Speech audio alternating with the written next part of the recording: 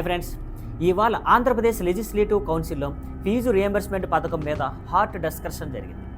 YCP సభ్యులు ప్రభుత్వాన్ని కాస్త కఠినంగా ప్రశ్నించారు. వారు ఏం చెప్పారంటే, విద్యార్థుల ఫీజులు సమయానికి రాకపోవడం వల్ల చాలా సమస్యలు వస్తున్నాయి. కాలేజీలు డబ్బులు రాక ఇబ్బందులు పడుతున్నాయి. ఫలితంగా విద్యార్థులు హాస్టల్ ఫెసిలిటీ, ఎగ్జామ్స్ రైట్స్ లాంటి విషయాల్లో కష్టాలు ఎదుర్కొంటున్నారు. దీనికి మంత్రి గారు సమాధానం ఇస్తూ క్లియర్గా చెప్పారు, ప్రతి విద్యార్థికి ఫీజు రియంబర్స్మెంట్ తప్పకుండా అందుతుంది. గత ప్రభుత్వంలో బకాయిలు పేరుకుపోయాయి, వాటిని ఇప్పుడు క్లియర్ చేస్తున్నాం.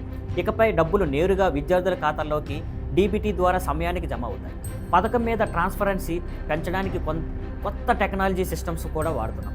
విద్యార్థుల కోసం ఇది ఒక పాజిటివ్ మెసేజ్, ఎందుకంటే సమయానికి ఫీజులు వస్తేనే వాళ్ళు టెన్షన్ లేకుండా చదువుకోవచ్చు. కాలేజీలకు కూడా ఎలాంటి ఇబ్బందులు రాకుండా ఉంటుంది. ఫ్రెండ్స్, ఫీజు రియంబర్స్మెంట్ పథకం ఎప్పటి నుంచో విద్యార్థుల భవిష్యత్తుకు బలమైన support.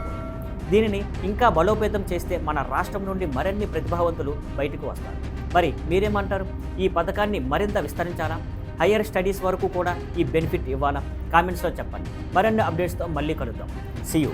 Sky Player Networks. Thank you for watching. Please like, share and subscribe.